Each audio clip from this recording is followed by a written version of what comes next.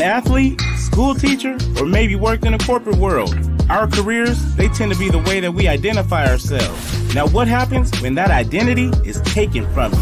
We found ours in real estate. Now, let us help you find yours on the Free Agent Real Estate Investing Podcast, starting now.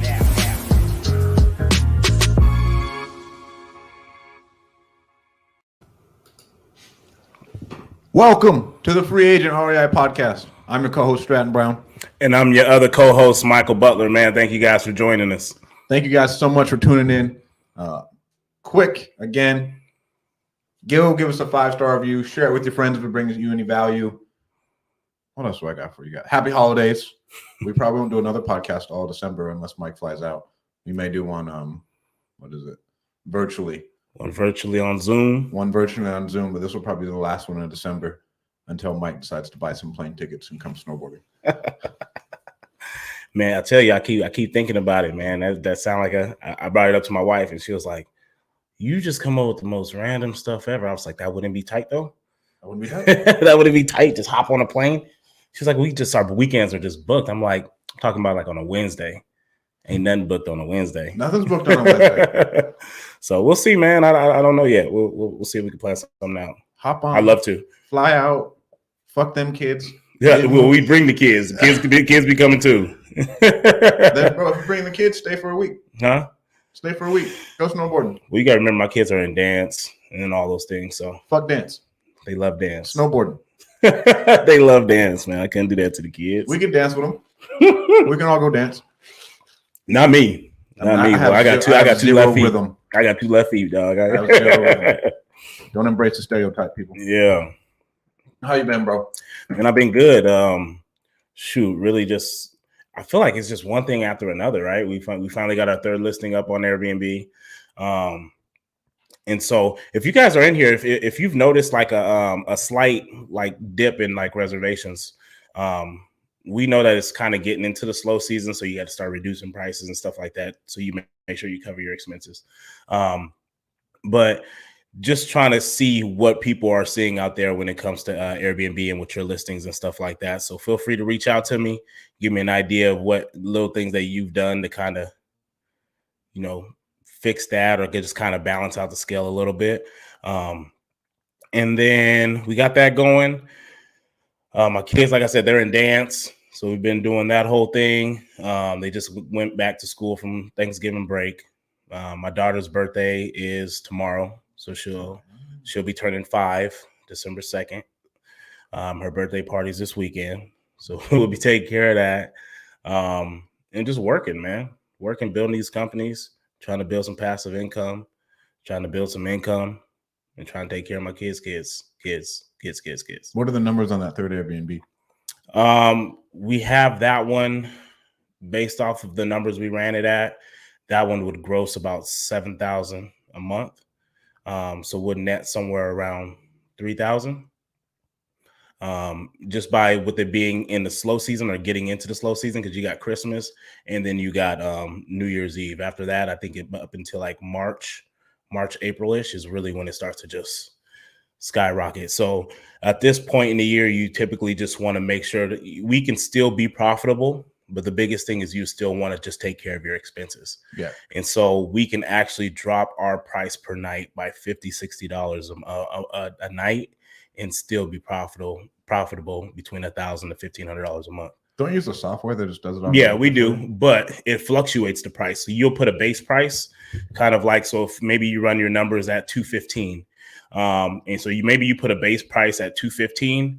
I don't want it to drop underneath $195, and then from there, based off seasonality, time of year, the day of the week, and little things like that. If there's any important holidays or things coming up, it raises it. So it may go plus 15 because it's a Friday, plus another 20 because it's Labor Day weekend. You know what I mean? So maybe that night in itself at your base price of $215, at that point, maybe it'd be $260 for that night because of those indicators or those little 3 things that'll change it. And so when it goes in there, it slowly just navigates your price up and down just based off of how far it's out and things like that. So we use software for that also. What's going on, Edwin? Thanks for tuning in, bro. Edwin Rodriguez. What up, Edwin? How close were you to hitting your goals? I didn't hit my biggest goal this year. I didn't make $1 million net this year. Shit, to be honest with you, bro, I don't even remember what the goal was, which means I didn't say it enough. Right, you didn't write it down. I didn't write it down enough. I think we just kind of because I didn't really have a goal. I knew last year we were trying to get to $250,000. I believe this year we changed that. We might have pushed to $1 million, but I don't think we got close to it. But I don't think it's because of I think it was more just internally we didn't get there. Right, the Airbnb game. Sorry, I don't know who this is. Facebook. Maybe it's Cletus. It's not. Maybe it's Cletus. It's a white arm. Cletus tunes in. It's a white arm. That narrows it down a little bit. But yeah, I mean, bro, writing them down every day, I still struggle with it. Yeah, because sometimes like it goes in like the discipline aspect of like, no, just fucking write it down so at least you know where your energy's going and like what you're actually working towards. Yeah, I mean, we hit $1 million in rev. That's easy. I personally think that's easy, right? Like next year you'll hit close to $1 million in rev with fucking Airbnb, right? But it's not $1 million net. Yeah. So this year, and I can clear that up a little bit too, because I think the last thing I posted out there was kind of just the biggest thing is obviously you put things out there to just get people to ask questions, really, right? And so one of the questions that kind of came up was like, it showed up to this point that we had grossed somewhere around, it was like $98,000 this year. And so I say gross because understand that's just a payoff from Airbnb. So every time someone books, that includes our cleaning fees and whatever Airbnb fees that Airbnb takes out of theirs. But so that's just the payoff. This is what they deposited into our bank account throughout the year, $98,000. We have one property that this will actually be a year for that property because we started it in December. So we're coming up on a few weeks to where that one will actually be a 12-month revenue, because that one, I believe the first holiday we got was probably Christmas. Okay. And then our second one actually didn't start till March. So we're not even a full year in on that one. And then our third one, we literally have only had one booking. So up to that point, you talk about literally probably, we'll just say 2 Airbnbs up to that point, right? Expenses, you take those out, we're probably looking somewhere around $40,000 in expenses, just from rents, supplies, getting stuff ready like that. And so right there, we're probably around 60,000 net. And then whatever it took for us to get it going. So one of them cost us 20, the other one cost us around 15, so 35,000. So we're probably profiting somewhere, what is that, 25? So we've netted $25,000 this year from Airbnb. But essentially, if you look at it, they both have paid for themselves already. So when going into next year, now you start talking pure profit because now we're in infinite returns. Besides your monthly mortgage. Besides our monthly mortgage, which is our just typical expenses, but I have no more of my money into it. So that's why it'd be an infinite return for me. And for you guys watching, most people online are going to talk about gross numbers. I mean, unless they're really, really big, and the dudes who are making really, really big money, they don't ever talk in gross numbers. Like, no, I net $8 million. Because that's what's really important. Like, I'm not out here trying to like front in front of people and say like, man, we've made almost $100,000 just strictly off Airbnb. Like, no, there are expenses to that. It's a marketing ploy though. It is for our YouTube stuff. I use all of our gross numbers because that's what people Google, right? Hey, that's what you get taxed on. That's that's what you get taxed on. But as far as most people, when they say, yeah, we have a 7-figure company, they're not netting 7 figures. So unless you're doing something with absolutely zero operating overhead, and that would only be you coaching with no assistants and like you're just a badass person, right? But generally, unless they're making $3 million, they aren't netting $1 million, I'd say, in most companies. It's like a teaching salary, right? They tell you that you make $40,000, but that $40,000 is gross. That's not counting, whatever's coming out for your union and your medical and all that stuff. So you're really not netting $40,000 a year. You know what I'm saying? And so it's the same thing. Yeah. My first year in teaching, I made I filed taxes at $60,000. That was teaching the full year and coaching 3 sports and teaching adult school. So I taught a adult class online. What was it, twice a week? Dude. So I always tell people I busted my ass. That's I a lot. busted my ass Bro, to make that's a 60 lot of grand. work. And it was good money at the time. You know what I'm saying? So like if you really think, and I grossed 60,000 that year. So essentially I've been able to replace that income that I busted my ass for. Like literally you talk about teaching from, getting to school at 7:00, going to a sport around 2:30, 3:00. And then on days, well, I did varsity. So I'm getting out at like 7, right? And if it's an adult school class, then I was there till 9 on 2 days out of the week. So when I say busted my ass, I busted my ass to make 60 grand, to grow $60,000. And so when I look at Airbnb, I pretty much just replaced what I used to bust my ass to get. Jeez, that's so much work. Mm-hmm. It's crazy how your world just shifts. Mm-hmm. And you just think better, or you find a different vehicle that fucking serves you. Yeah, and anyone can do it. I think that's what I love the most about it. Is like for some reason I feel like it's hard for people to understand the concept of buying rentals, but it's a little bit easy when you think about just buying a rental. And as long as you're able to, you're not looking for huge cash flow as a rental at that point. If you're just looking to, get some money, make some money, maybe you're saying, hey, it'll cash flow $200 as a traditional rental. You don't really need that income because you have your own job already. It's not a wash, you know what I mean? And it's not coming out. It's not an alligator property like Michael Zuber would say, right? So now you done bought it in the good neighborhood. If you put a long-term tenant in there, you'd make at least about $200 a month off of it. Since it's in a good neighborhood, now you can turn it into an Airbnb, and maybe that turns into $500 to $1,000 a month for you. Like, I feel like that's a little bit easier for people to it makes more sense for somebody, I guess. Yeah. When you talk about a couple $100, they're like, I don't want to deal with tenants, blah, blah, blah. But the idea of buying a property and turning it into an Airbnb and paying a 20% management fee makes sense to people because now they don't have to deal with tenants. They don't have to deal with turnover, and they can still probably make between $500 to $1,000 a month off of it. All right, and then you can actually stack them. Mm-hmm. And I still think you can buy single family houses, but you just got to buy a lot. Mm-hmm. I think you really just some people don't have the endurance to do it. No, like you need to be prepared mm-hmm. and well capitalized too. Is the other thing. I agree. Yeah, I hate single family rentals. What else are we doing? Hopefully, we lock up a storage facility. We're negotiating on an owner finance deal right now. That should be pretty exciting. What are the goals that I have? The net million was the biggest one. But again, like I didn't take a check out of one of our companies for a year. Mm-hmm. And that's where all of my focus went. But then it's like, okay, what can I now accomplish? Mm-hmm. If I've put that thing on autopilot, now it's still growing without me.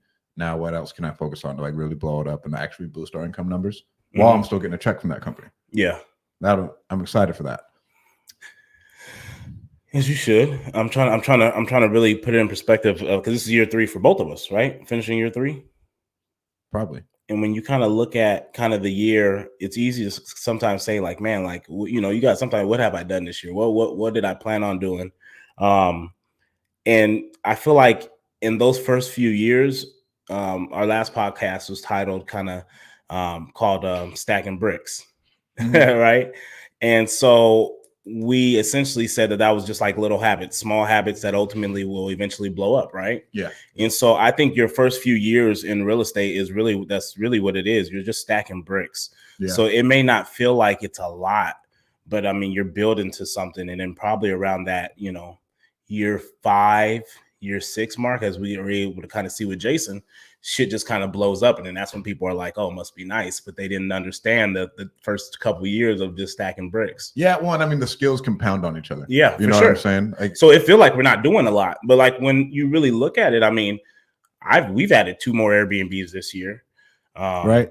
And I'm reading the book Gap and the Gain because I think that's the number one thing most entrepreneurs, at least who are like me, struggle with. I know I struggle with it like crazy. To where you're measuring yourself against an ideal that doesn't even exist and it's in your head instead of where you came from. Yeah. To where, no, Stratton, like 3 years ago, you and Zeno were homeless and eating bananas and rice. Now you make a lot of money. Well, not a lot, relatively not a lot of money, but you make more money than you did. Yeah. A whole lot more money than you did. Right. But then it's like, okay, it's hard to go off that perspective when you're so fucking headstrong, push forward, more. And instead of taking that perspective, like, okay, no, like, where were you 3 years ago? Yeah. Right. And that's a crazy dynamic that it's hard to keep in check, bro. At least for me. I mean, my expenses in itself is like, you look at the just beginning of the year. I always bragged about being what I used to always say I was low. my turn, not my turn, but my budget each month was I did at a low rate in the sense I didn't have a lot of expenses. Mhm. And then it's funny because today just happened to be the first. So, you know what I mean? You start looking at some of the stuff they got to kind of come out and you're just like, shit, I used to be kind of, thin, you used to be running on a slim little thing here, but that'll tell you a lot about the growth too. I think Jason made a post the other day about, first of the month's coming up. It's time for his private money lenders to get paid. And he was paying out, I think like pretty much $45,000 in private money fees. So some people can be like, fuck, you're paying $45,000 to your private money lenders. But like, really think about that. Right. And he wants to pay out a lot more. But think about that. You know what I mean? Like, what do you have that fucking totals up to that much in just I got interest payments? A decent amount of, you know what I mean? You got a decent amount of shit that where you can stroke a $45,000 check and be thankful for. Like, hey, who else can I pay? Yeah, that is very. Hey guys, I'm paying $45,000 out to my private money lenders. You want to be next? All right, I need more monthly payments. I need more monthly payments. How do I create more here? I mean, more overhead the better. As in a way, the more overhead the better because it means I'm growing. Mm-hmm. Right, because we have a fuck ton of overhead in one of our companies. Mm-hmm. It's crazy. Like I never thought I'd be writing a check like that for anything. Yeah, and fucking payroll. Oh, bro, you should see me. Bro, I'm sitting there pulling up bank accounts. Like, look, okay, if I pull it from this one, then I can pay this person out of this one. But like it's funny because like it's a problem that you're sitting there stressing over, and then you really start thinking like, damn, like this is wild to even be in this situation. Like you should almost be thankful for that situation, as hard as it may seem in that moment. Oh yeah. Like, cause my wife called me like, hey, where you at? Cause I went to go grab my coffee and stuff this morning. I'm moving money around. And I'm like, I'm sitting here figuring out these payments. So she's like, oh, all right. You know what I mean? I'm like, okay. You really got to like start working it out. And you really think about like, you're talking about a span of, I'm nowhere near where Jason's at in a sense, but if you're talking about say $45,000, maybe he got 15 in this one, but he got 100 in this one and he don't want to pull it from that one because the end of the year is coming, right? Yeah. And you're taxed on what you got in your bank. Yeah. So like maybe you need to move it to this nonprofit to be able to spend it on this. You know what I mean? Like those are real chess pieces, man, that people be dealing with. And so they're blessings. The problems that we sometimes stress over now, There are blessings. Anybody, speaking of blessings, we need to bless more families. If you guys know anybody who needs help with Christmas, please reach out to us. Send us a DM. It'll be completely anonymous. Completely anonymous. They won't know you sent us. We'll just pop up. I'll put Stratton in the Christmas suit or something. I mean, it doesn't even have to be. I want to do it as like anonymous as possible. If you guys can just give us Christmas lists and families, we'll go buy them. Yeah. But I think, again, no kids should go without toys. Mm-hmm. I love toys. For sure. I agree. So again, DM us that so we can help those people out. One thing we still try and talk about a lot, bro, give more. Like if you can help out families, even if you don't have a lot of money, when me and Zeno were dead broke, I still gave away 10% of my income. Mm-hmm. I still would just go donate it. There you just go. Giving that, being able to give then makes it so much easier to give now. You know what I'm saying? Yeah. Like being able to give, even though it's like, oh fuck, man, we gotta go give away $10, made $100. Yeah. But being able to do that when that fucking $100 meant the entire world to us, as to compared to now, we go give away $10,000. Yeah, like it's not as big of a difference. Ooh. Right? But I mean, and it feels good. Yeah. Like me and Kalani went and gave a bunch of money away on Thanksgiving. It was amazing. Mm-hmm. This one woman cried and I was like, oh no, she was like, I don't know, it's fine. It's like it's like the best thing ever, and just in the sense of just being able to. It's a tough situation because you never want to do it, for just people to see you do it, but it's the feeling of doing it that is so amazing that it's almost like which one's you want to worse? see the impact. Yeah, you do. Like you can give, and low key, I'm not gonna lie, it kind of sucks to just give and like not be able to see the impact of it. Yeah. You know what I mean? So like, I'm like infamous for being the person to, pay for the next 10 cars behind me and pull over to the side, out the way and just kind of just watch as they go up and make their order. Because that's what I enjoy. I enjoy seeing the impact or just the relief of something. You know what I mean? Like to me, that's what makes it worth it for me. Yeah. Not that they know but that I can just see the impact of it. And so, yeah, bro, I'll go park fucking in a parking lot, a little above the way, and just be kind of just like, then you see them go up and then place they order, and then you'll see them get ready to pull the card out the window, and they're like, oh no, it's good. You know what I mean? They're like, oh, and I'm like, oh yes, I love it. And then more gifts. I need to get better at gift giving. Mm-hmm. I try and do really good.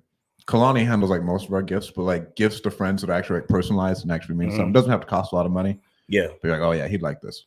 Yeah. I'm not good at that. Like I'm not good. I don't know how to get better at it either. Yeah. No. Well, honestly, that's kind of what I hate about the holidays, to be honest with you. Because like you have all the people that mean a lot to you that you want to make sure that but then it ends up being a lot of people. Yeah, and so then it becomes like another job, and you're just like, hey, y'all, like, I love you, like, I love you, man. Like, if you don't get nothing, don't take it no way, man. I got overwhelmed thinking about it. Right, I get overwhelmed, and then it's not authentic if I have my assistant go buy it. Yeah, like exactly. Jay-Z, go buy this for them. Like, I don't know, think of something. They like dogs. Right, but then it's not authentic when they get it and blah blah blah. Do they use it? Gift giving is hard, bro. And like now that you actually have money, you can like think of something really cool. Mm-hmm. But then you gotta wait for it to come. You gotta wait for it to come. And at this point, like nobody can buy me gifts because I just go fucking buy it. Yeah, I think that's the hard part. Nah, fuck adults. That. I still take gift cards. If you guys out there, I still take gift cards. You do? I think. I love. I don't like gift cards for gifts because they don't like. It's like, oh yeah, here's some cash. No, I love giving gift cards too. I don't think it means the same. Like it means something to me. Okay, it means something to you, but I want it to mean something to them. It should. You know what they like? No, but that's your job, bro. That's the whole. But that's what I'm saying. Like, if I know what they like I'll go get someone a gift card at Home Depot. I know a lot that they had. Okay, any man can get a gift card to Home Depot. But 100%. But because how hard is it to go and justify that you spent $200-300 at Home Depot on like this tool that you really didn't need, but you always been eyeing it? Your wife's not going to be okay with that. But now, if you got a gift card to Home Depot for $200, she can't say shit. Bro, so this gift card was for Home Depot. That's why I bought this drill. Last year, after Christmas, I was like, I'm going to the fucking Home Depot, and I bought a fucking Sawzall to chop down our Christmas tree because it was too big to get out of our house. And that was my early birthday present. See, bro? Like the most head ass. I can't go inside Home Depot. I love Home Depot, bro. I love Home Depot. I love it. I walk down the tool section sometimes just to see if there's something that I might need. God, I've been looking at this. Like all the Milwaukee stuff, bro, all those accessories. I get it. And I open up the booklet and I'm like, oh man, what could I do with all of this? Bro, I got shit sitting in the garage and I ain't touched, but I got it in case I need it. I got it. Know what I mean? Ain't nothing worse than needing something like, fuck, I got to go to Home Depot. We went and bought, it was a $300 Sawzall. Like the M18. But but those is good though. You can use, you know what I mean? You can use them for a lot of things. Use it to cut down the Christmas tree, pieced it off, and then I went and did all the yard work outside because I'm a man. So that's why I personally like gift cards, because I think anyone who's responsible in a sense of like, yes, you can buy them something, and if you know them really, really well, then yes, buy them something.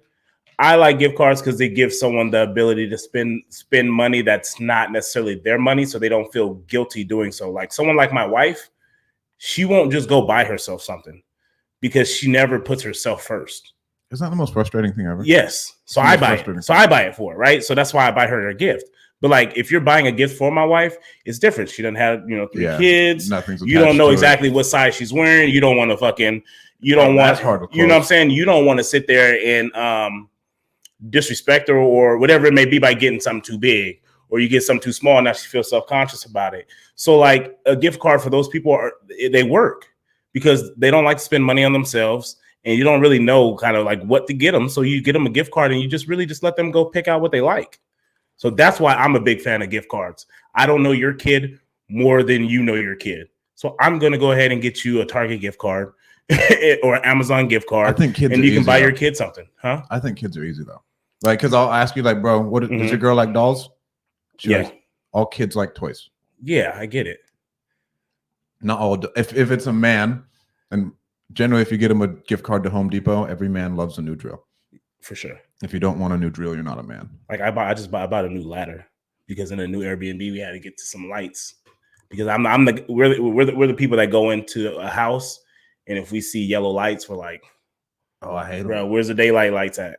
So we literally change every light bulb everywhere. Why didn't you just get one of those sticky things? Huh? Why didn't you just get a stick? Because it was like one of those, not the dome lights, but the ones with the little thing you got to push and take out. Oh, they got the little fluorescent light, yeah. the little bars. I hate those. Right? It was one of those, and like it's like 10-foot ceilings in like the kitchen. So I was like, this little step stool ain't doing it. And I had always been seeing this ladder at You go get a little giant? I got a little giant from Costco actually. Okay. And my uncle was like, hey, you get a little giant, we got a little giant. I'm like, that's right. Yo, my dad snapped his finger in half the other day. Well, last time I was in Salt Lake, so we're on the little giant and it's up, and he didn't lock it in, and his hands are right here. Broke his finger. Bone popping out. I was like, oh my god. Your dad's a savage, dude. Bro, my dad, he gets hurt every year. Bro, he just broke his rib snowboarding. Did he like fell off the roof last year, didn't he? Bro, 4 weeks ago. 4 weeks ago, my dad died for 4 minutes. He was unconscious, not breathing, had a fucking heart attack, and then he goes snowboarding and breaks a rib.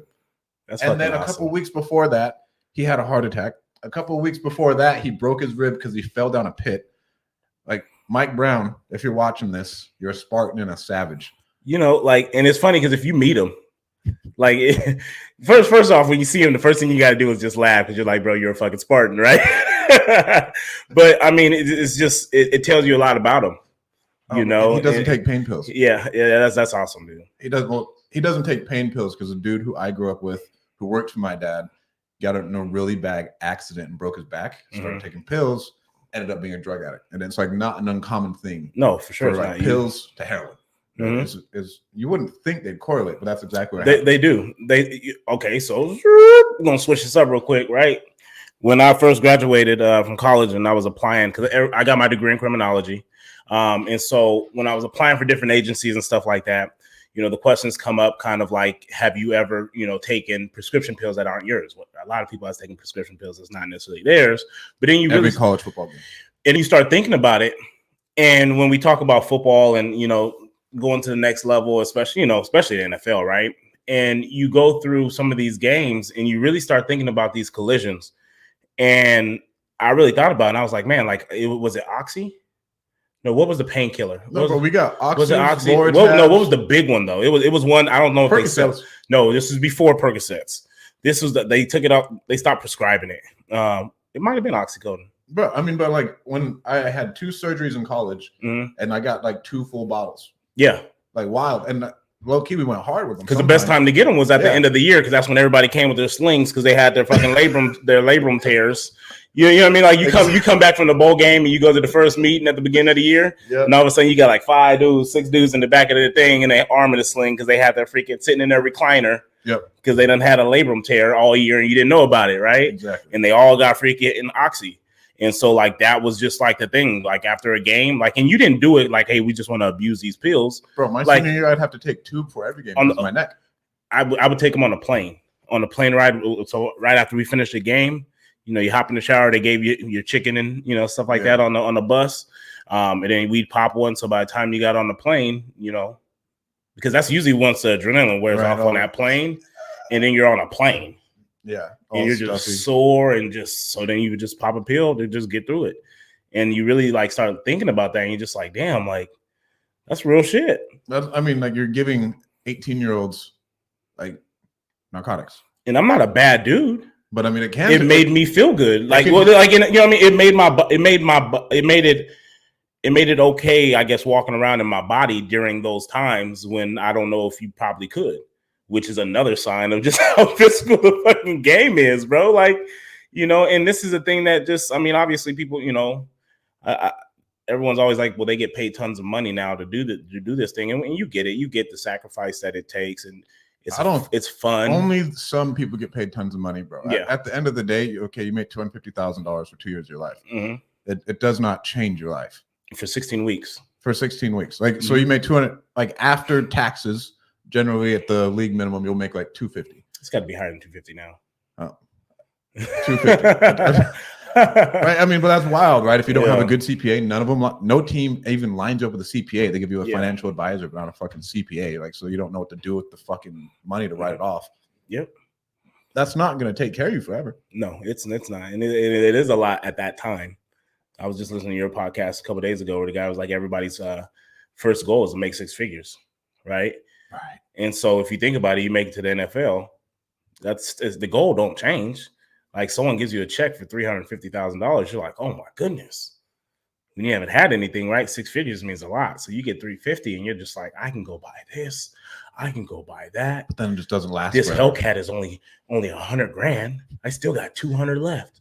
Like, you know what I mean? Right. That's a lot of money. So then you go buy a Hellcat, you know, not realizing that 200 is going to be going real fast once tax season comes up. Real fast. And then because none of them got an LLC to write that Hellcat off. No, they're all W-2 employees. If you really think about it, no one has an entity that they can sit there and buy the car out of, and you know, stuff like that. Like that would be smart if you talk about financial advice. Yeah, like we know you're going to buy a car. You just got this big ass signing bonus. Those people, I'm sure, right? They have people doing it, but like if you're a regular Joe Schmo, bro, like we both know dudes who've been in and out, and like they played like 2 years, but like, what do you really have to show for it? It's kind of wild to think about. It's sad. It's sad. What were we talking about? My dad doing. Your dad being a Spartan, fucking getting hurt every Brown year. Being a Spartan. Oh, and then spending more time with family.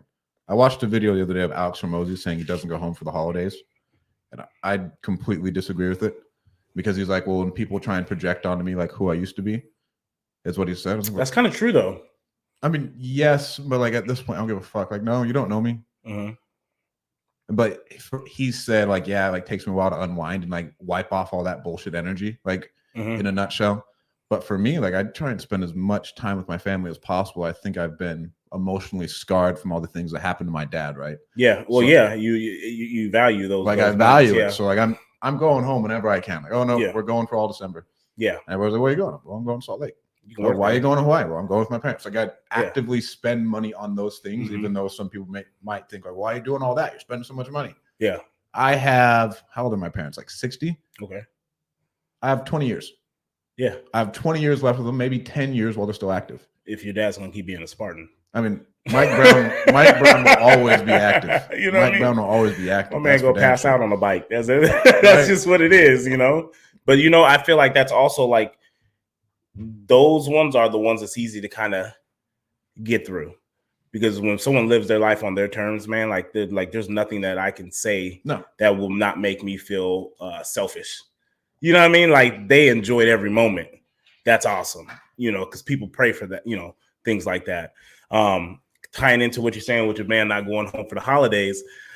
For a long time, like I sucked with family time when it comes to my parents, because my parents are split. You know, they've been split since I was 3. So I've known my stepmom, you know, since forever. You know what I mean? My step parents are pretty much like parents. I don't know no one else. And so as we started having kids, the holidays just became tough because my mom's in Sanger. I'm in Southeast Fresno. So my mom's a little bit closer. Yeah. And then my dad's off Ashland in 99 or Shaw 99. So deep. So now you talk about going, you know, Thanksgiving, swinging to my mom's about 20 minutes to get to Sanger, 15, 20 minutes to get to Sanger, get to her house. And then coming from there, you're literally talking about going on the opposite side of Fresno. You know, the kids fall asleep in the car, waking them up on the way there. It just became too much for us. And so then we just like, look, we'll come here for Thanksgiving, we'll go there for Christmas. And then next year we'll flop it. Yeah. And this isn't even including my wife's family. Yeah. So thankfully her parents are still married, right? Yeah. So that definitely helps.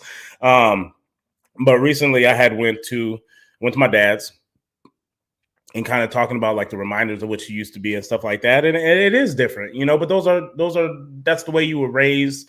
Those are a lot of the values that you have come from that. So there are a lot of good things that come from. I mean, more of them talking about like your personality traits. But the problem is I get there at an exponential rate. And you know, then my brother, he's talking about like, you know, someone needing a job. Just, you know, hooking it up, and like all these things are just like, I'm sitting there like cringing, like, what do you mean, like hook it up? Like, how do you, like, you gotta want to hook yourself up? Like, I almost seem like a dick sitting there because I'm just like, there's like they gotta want to do something for themselves before I can try to do something for them. Like, that's the hard part, though. You know what I mean? And so like I see what he's saying, like going back, it's like a constant reminder, or sometimes that it's hard because I'm sitting there cringing the whole time, because to someone else it looks like you've gone so far, and it's like, hey, help me get up there with you. And it's like, no. Like, you know what I mean? Like, well, you do everything within your power, bro. You do everything within your power to help people get there. You do. I know you do. No, if there's a desire to want to do so. Yeah. But I'm not here to encourage. No, I don't want to say encourage, but I'm not here to motivate somebody to do something. No. Like, you can talk to me about what you want to do, and at the end of the day, like, I get it, because everyone talks about what they want to do. But like, what have you done? My job isn't to get you up off your ass and get you networking with people. Like, it doesn't have to be in real estate. Find something that you're really good at. Just fucking use the vehicle. And just use the vehicle and find out some way to monetize it. But you have to dive into it. I knew shit about real estate 3 years ago. Yeah. You know what I'm saying? Like, nothing. But I've dedicated a lot of my life, my relationships, my time with my kids. Like, those are things that I sacrificed to get really good at something that I can monetize. So no, I can't hook you up. Yeah. You got to sacrifice something. For like aunts and uncles and everything else, like one thing I struggle with is like, oh yeah, like you're still a kid. Like, no, bitch. Like, do not ever talk to me that way. I don't be tripping like that. But that's you. That's your personality. That's my personality, though, right? Like, I'm a grown ass man. Like, who the fuck are you bossing around? Yeah. Like, I'm not your fucking employee. You go do that shit. Like, yes, I was at a point in time your nephew, right? But I'm a grown ass man now. Like, to where people will talk wild. Like, bro, I got 3 kids. Like, bitch. I got a fucking kid. I got my shit's together. Who the fuck are you talking to? Yeah. To where that should always set me off. Yeah. That should always set me off. To where, like, if I go to a family party and someone says something out of pocket, I may or may not, like, I have to keep myself calm. Your patience are a little bit different. My patience is so much different, right? But I mean, the one thing I will not ever tolerate is disrespect. For sure. Disrespect. I mean, I will never tell my children to respect their elders if the elders don't respect them. If someone is disrespecting my child says, no, don't talk to me that way. I'm like, okay. For sure, that's different. But I am a huge advocate for how I treat people. I mean, but they treat people with respect. I treat people with respect, regardless of how they may respond or how they may reciprocate those feelings. Because to me, my value is always treating people the way that I would want to be, treated. They teach it to you at a very young age. Now, that doesn't mean you get disrespected, right? You should be okay with it. No, you stand up for yourself. Like, sorry, I don't think I called you out of your name. I really don't appreciate it. You know what I mean? Like, little things like that. But like, I will never treat someone nasty because that's how they reciprocated a feeling towards me. I'm sorry you feel that way. Maybe we should just end this meeting now, but we won't sit here and go through this. But you know what I mean? I take it even with like coaches, right? Yeah. To where if a coach is talking sideways to you and you're like, no, I feel like you're disrespecting me. I think as an adult, or even once you hit college or high school, you need to speak up for yourself. College. I wouldn't say high school. If they're like blatantly, well, that's different. Right? But no one coaches high school football. And I say it all the time. No one coaches high school football because we want to disrespect kids. Let's be real. High school football, there's nothing that's fucking worth it. There's nothing that's fucking worth going to go through all that high school football has to bring so I can talk shit to a 15-year-old. Like, I'm sorry, but like, but dudes still do it, right? To where like, if maybe depending on what kind of program you're in, but like, let's be real. Like in any top program, like there's not I was coaching. I'm not fucking coaching so I can go talk shit to you. I can go talk shit to anybody on fucking social media. I don't have to go talk shit to a high school kid. And it's not talking shit, right? But then like the coaching of like, hey, you're dog shit. What the fuck are you doing? Yeah, no, never do you want to degrade someone like that. We don't want to Nick Toth it. Right? You don't want fuck Nick Toth. Fuck Nick Toth. I said it. You want to Nick Toth it, you know what I mean? But like, I'm a huge advocate. That situation, like as and you're in that's college, different. Like, and Thomas said it. Man. And that's what Philip said one day. He was just like, hey, he's like, bro, like, don't fucking talk to me like that. Like, you know what I mean? But he was being super disrespectful, and like what he had said definitely to the wrong person, because he's kind of like Philip's like you, like, bro. He was just like, don't fucking talk to me like that. No, but like I think everybody should stand up for themselves like that, because it sets the situation the right way, and then you don't sit there and let it all build up, and then you're like, oh man, you know what? I'm just gonna kick him in the back of his head. It always comes down to people will treat you the way that you allow them to treat you.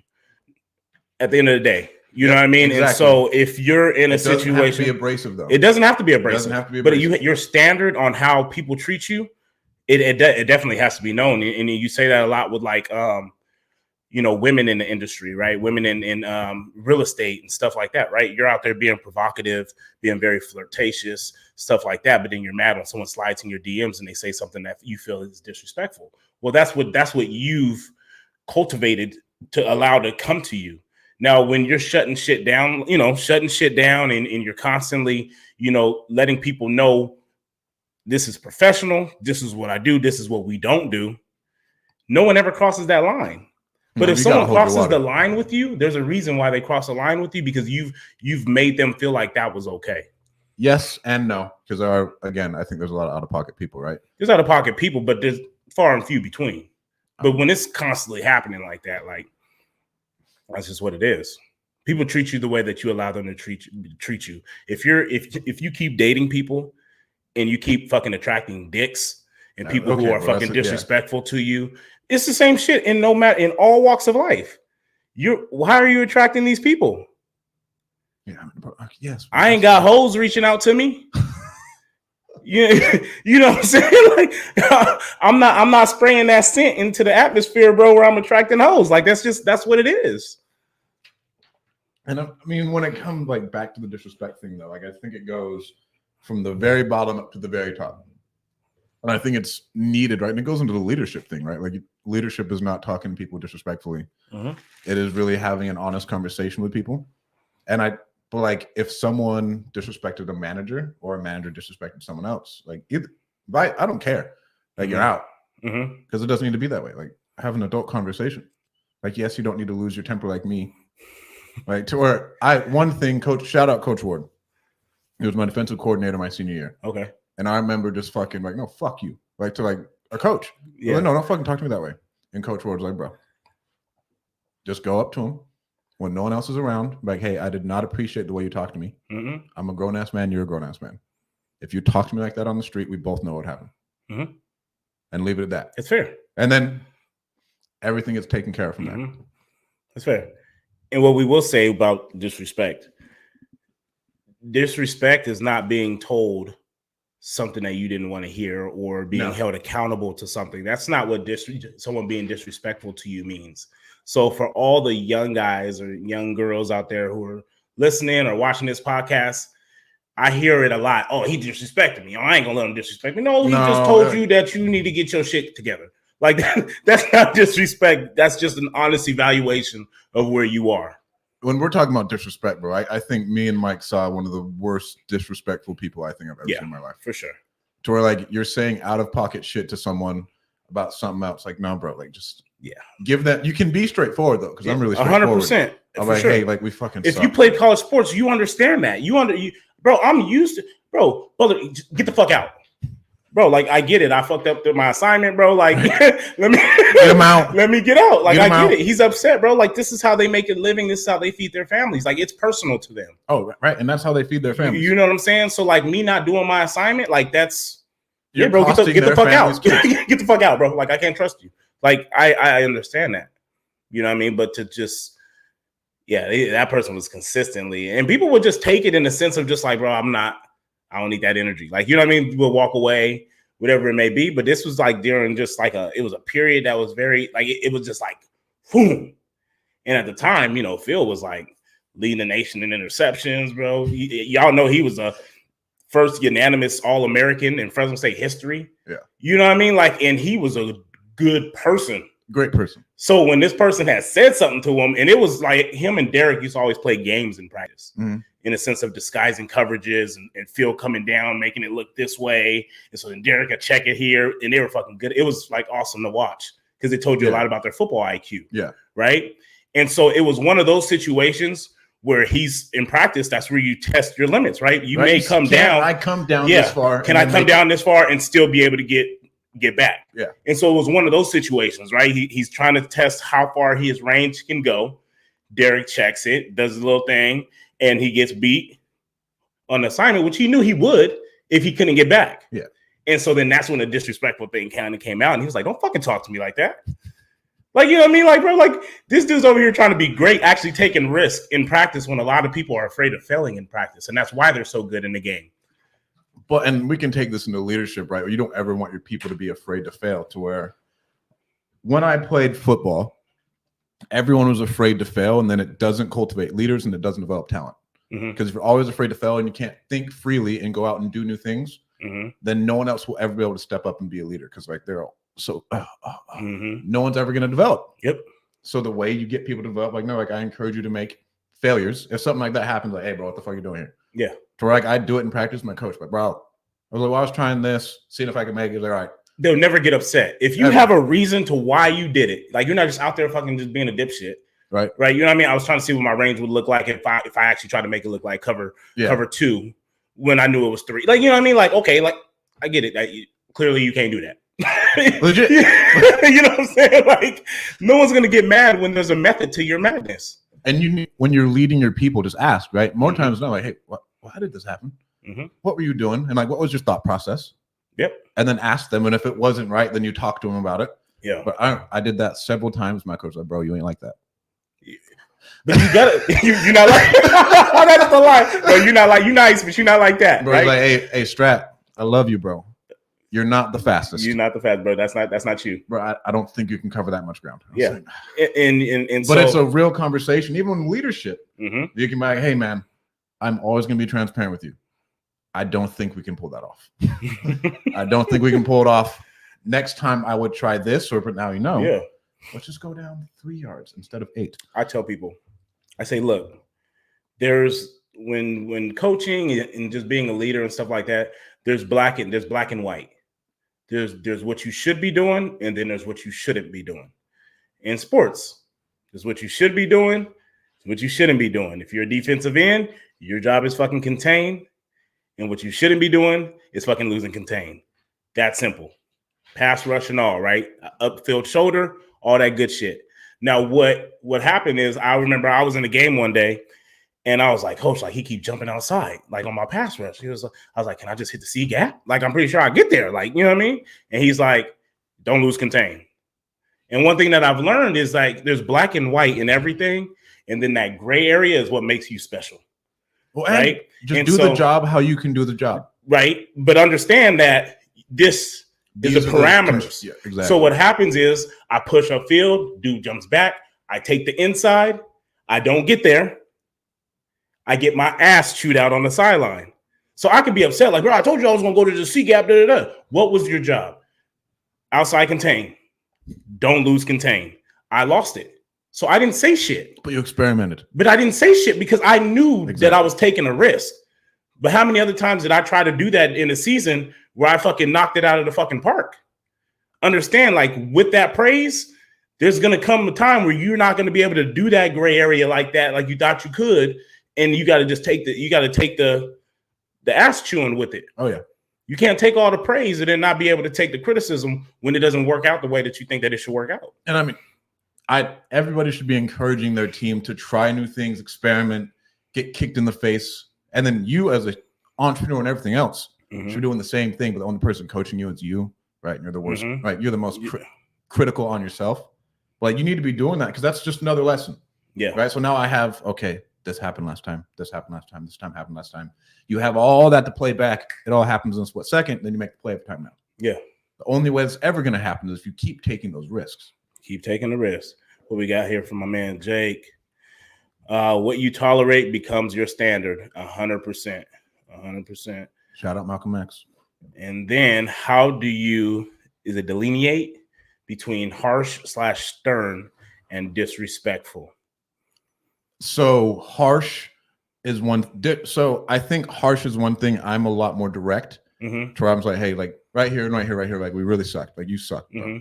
But it's okay because like I always praise them when they're doing good. Yes. Like you always know, like wherever we're at. Like last night on the phone with Glenna, I was like, Glenna, right here and here and here. This sucked. What the fuck are we doing? She's like, all right, I'm gonna do this, this, and this. Awesome. Yeah, you did great. Great job, Glenna. But like at least like and I'm a little bit more of a direct leader, and you're gonna find out your leadership style. And everybody gets talked to differently. Yes. Everyone. Nothing's the same. Nothing is ever the same. Nothing is fair. Everything is just. Someone may look like they get praised a lot more, but they may be getting praised a whole lot more for what it seems, because the shit that they sometimes will fuck up will be a whole lot bigger. Well, and you don't know if that person needs more praise. Like you don't sometimes know it's a confidence thing. It's a confidence thing. You don't know if they're trying to build them up. Like that's why, like to be able to talk to Nick Saban for like a week, bro, would be amazing as a business owner. Do you really need to talk to him, or do you just need to just watch him? Watch him. Like you know what I mean? Like you really like, bro. I just need to be able to have access to be where he's at in the facilities. Exactly. Like, what's he saying to dudes? Like, because I was listening to what's the team meeting look like? What's the team meeting look like? What's the DB room look like? I was listening to a Michael Irvin podcast with Andrew Schultz the other day, and he was like, Jimmy Johnson was the best leader because when he was a freshman, and this just goes in like little things you can say to your people. He was like, when I was a freshman, they had like top three receivers leave Miami. And he was in there watching film. And Jimmy Johnson walks in and is like, hey, so everybody's talking in the press about who's going to replace these three receivers. You know what I told them? Wait till they see Michael Irvin. Right? But like just that one thing, like he knew exactly what made him tick. Right? So that's when it goes into leadership. Like what makes your people tick? Sometimes it may be praise. Sometimes, bro, they just want to be just like, but that's what helps them. Yeah. Like it doesn't matter, but you got to know each and every person. That's the hard part about leadership. Yeah, I wasn't a person that you can talk to. Like you can tell me something, and like I hear it, like and I try to I try to do it.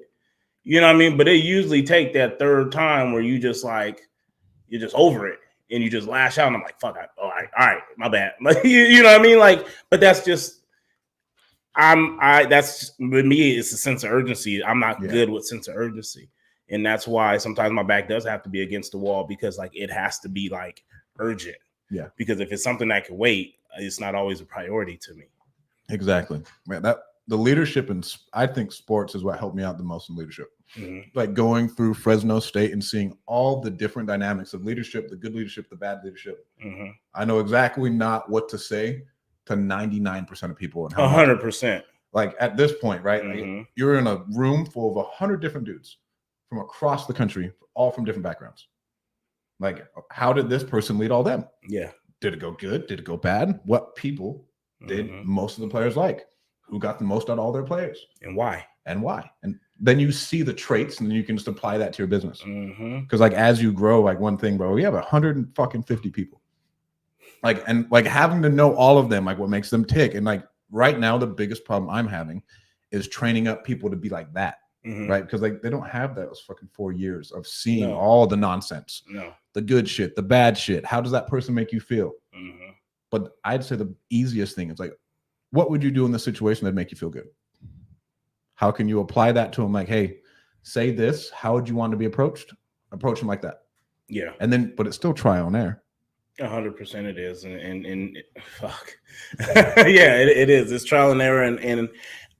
And I agree with you in a sense of, how typically to make things tick. Like I was always like, bro, like even just coaching, like I don't blow up like that. You know what I mean? I'm not that person. I'm super chill at practice.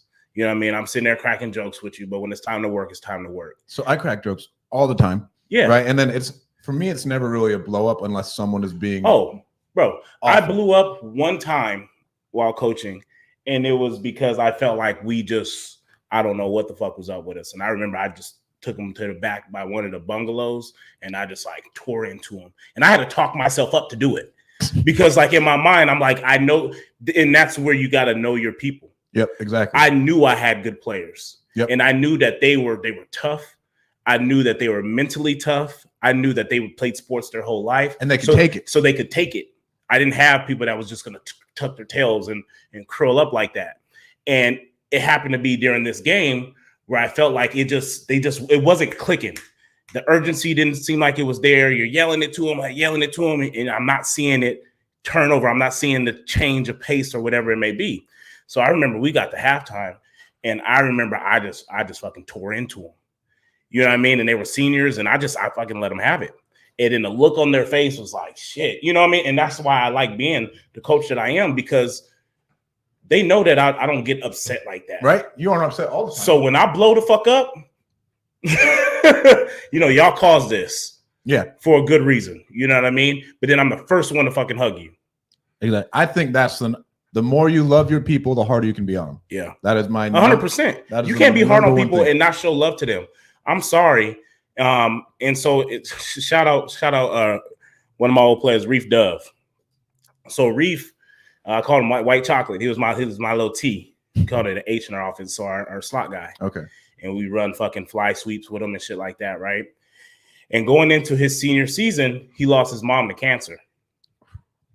you know, and his dad at the time they were from the Southern California, so like the San Diego area.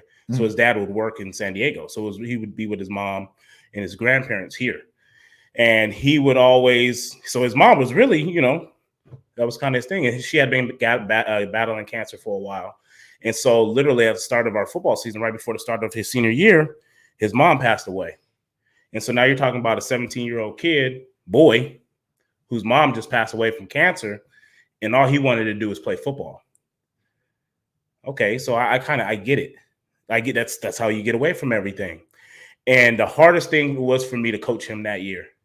It's a hard dynamic. It was a hard dynamic because how far do you push? And he was already not sensitive because he was a tough son of a bitch, but he was sensitive before. Like, you know what I mean? Like he internalizes it a lot because he tries hard. Like he gives you everything. And so I remember it was just a time in practice where we're just like, we're going. And I'm just like, I noticed that the production kind of isn't there. And I had to look at myself as a leader. Like, you know, is it not there because like he's struggling or because I'm not demanding enough from him? And bro, I must have ripped into him one day and I had to walk away because I almost started crying as I was doing it because I felt so bad doing it. But bro, I think that for the following game, bro, he ended up having like 300 and something yards.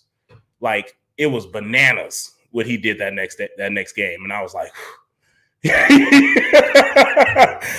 you know, it worked, you know, but everything in me, I didn't want to do it, but I knew at some point you can grieve, but at some time, like life just has to fucking keep going. Bro, and I feel sorry for you. But you know what I mean? Like I feel so bad about it. And I know that you will never get over it if I don't tell you, you know, it's okay to be sad. It's okay to grieve, but life doesn't fucking stop. Right. I mean, as awful as this sounds for certain situations, like we've had one of those situations, but at the same time, like, bro, like you got to leave it at home. And then like, we can talk about it and help you with every other aspect, but we still have to do what needs to be done. We have to do our job because the world doesn't stop. Like the world, as awful as it sounds. And Jason brought this to my attention. I don't know why I'd never thought about this. He's like, bro, you want to know what separates the good people from the bad people? The people who show up every day, no matter what happened. That's what separates. 100%. 100%. Stacking bricks. So like, even though your kid fucked off one day, your wife's mad at you, slept on the couch, football's going shitty, business isn't going good, did you still show up the same way with the same energy, no matter what happened? Yep. That's right. That's the hard shit. But teaching people how to do that and then holding people accountable, like that's when I think that's the skill that matters most overall in business. Everything. In life, bro. And life. Like that skill that you've developed as far as Jesus Christ, how do we handle this? And playing with it, that's the most important skill you need. I use it as a teacher. When kids will give me attitude or they'll like lash out about something, and I'll tell them, like, I'm like, look, like, I get that you're having a bad day. I get it. I said, but you know, this happened at home today. My wife was upset about this. My wife was upset about that. But did that change how I treated you today? And they're like, shit, like, you know what I mean? Like, you know, I'm like, because of the respect that I have for you, I leave it at home. Yep. You know what I mean? And so people, you know, I used to always, one day I would be like, hey, you gotta be quiet, guys, lower your voices, make sure we working, blah, blah, blah. And then, and I set it up, you know what I mean? I always set it up like that, guys, hey, make sure we tone it down. And after a couple of times, I'd be like, hey, bro, just shut up. And they'd be like, and I was like, so I said, now I'm upset. I said, because I asked you to be quiet 3 times and you ignored me all 3 times. Why did it take me to have to be disrespectful to you for you to actually listen to me? I'm upset that I had to disrespect you in order to get you to actually listen to what I was asking you to do. Yeah. And they was like, fuck the fact that I just told them to shut up. You know what I mean? I'm upset that I had to tell you to shut up because you were so disrespectful in not listening to me the first couple times that I literally had to reciprocate the disrespect in order to get you to listen to me. Right. Why is that? And that's wild. And that's never a situation you want to be in. Yeah. But I mean, you're dealing with kids. Yeah. And but they fucked with it. They was like, yeah, you're right. You did ask me 3 times to be quiet and I didn't listen. And I was upset that you told me to shut up. But like, I feel bad that you're upset that you had to tell me. So what was that question? So harsh. I think you can always, I mean, you may be too harsh at times, but again, that goes into learning. Disrespect the disrespect thing is coming at someone personally. Yes, has nothing to do with the task at hand. It has nothing to do with the task at hand. Mm-hmm. That's when you venture into disrespect. It's a personal attack. It's a personal attack, but that shit doesn't matter. Like, ream them for what happened. Mm-hmm. How are we going to fix this? Mm-hmm. What is the solve? What's the outcome? Yeah, like what's the outcome? Plan of action. Not just say, "Hey, bro, you're a bitch." Right? Like exactly. Wait, what? That's disrespectful. That's disrespectful. But like, all right, bro, you fucked up. Here's where you fucked up. Like, why the fuck did you do it? And what are you gonna do to fix it? Like, you can tell someone, "Hey, bro, you cold calling right now, and you low-key acting like a bitch." Like, that's honestly, that's not disrespectful. But that, like I'm low-key, it's harsh. But what is your leadership style? And this goes. That's like, not it. Right? That's not it. Yeah. But if you have that type of relationship and everything else, to where if it's me and Mike, right, it wouldn't be disrespectful. Like, bro, you sound like a bitch. Yeah. Right. You right, bro. I was afraid to ask that question. Right, but like if that happened, that's the dynamic and leadership style you have there. You got to have good rapport. It all comes down to rapport. Like, how much do you love them? Like I think it's just like how it's hard, right? When it's all virtual, to show them how much you love them, how much you care about them, how much you want to like help them grow, but forcing them to do hard things and then finding out like, bro, what is your why? Like, what do you want to accomplish? Talking to one of our employees the other day, I was like, what do you want? She's like, well, I want to put my kid in the best schools. I want to take care of my parents. Right. And then at least, that's what makes them tick. Then you can use that. I was listening to a podcast with Ben Newman, bro. I'll send it to you. He's dope. He's the mindset coach for Alabama. And he was like, then you can use it to pull their strings. Like, I mean, if your kid wants to do this is what we got to do. Like, we have the vision, and then you can cast the vision. This is how we get there. Why are you letting down that goal that you already set for yourself? So they don't want to work hard. You make them self-reflect. Yeah, like you got to like self-reflect. You got to make them reflect on it. What is going on here? Like, why are you acting like this if this is what you want? Like, what else is going on? And then it's not as much talking at. Yeah, I think that's the worst type of leadership. We got anything else, bro? I think that's it. We hit our 1 hour mark. I just posted. If you have any questions, please ask them.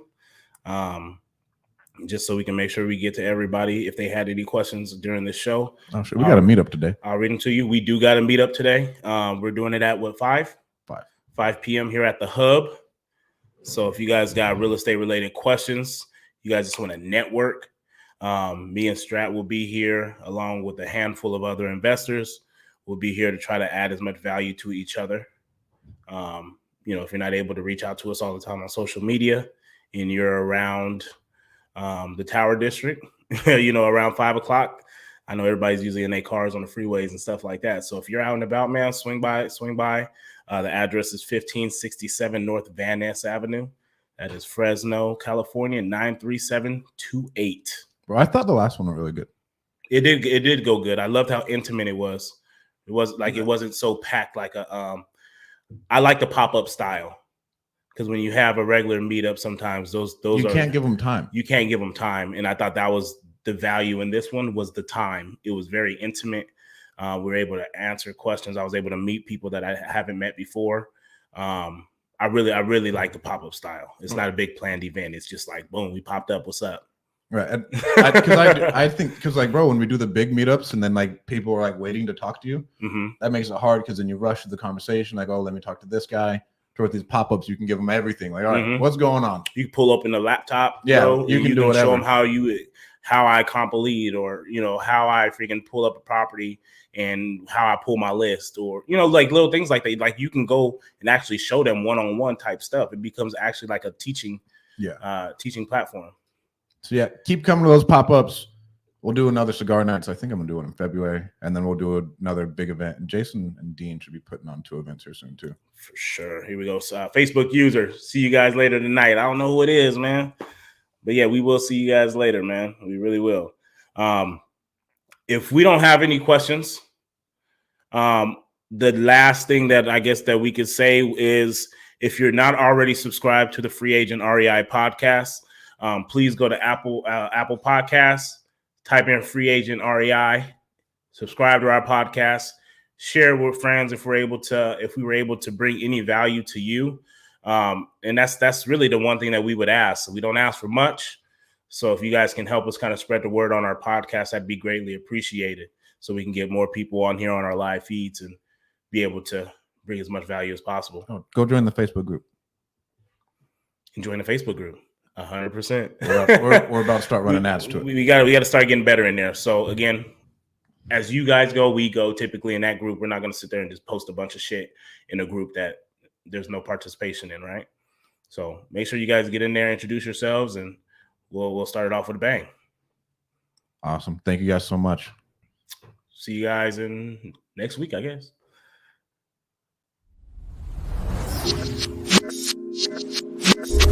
Thank you for tuning in to the Free Agent Real Estate Investing Podcast. Don't forget to give us a 5-star review. If you would like to stay in touch with Stratton and myself, follow us on Instagram. And please be sure to subscribe to our Free Agent REI Podcast YouTube channel and give us a thumbs up.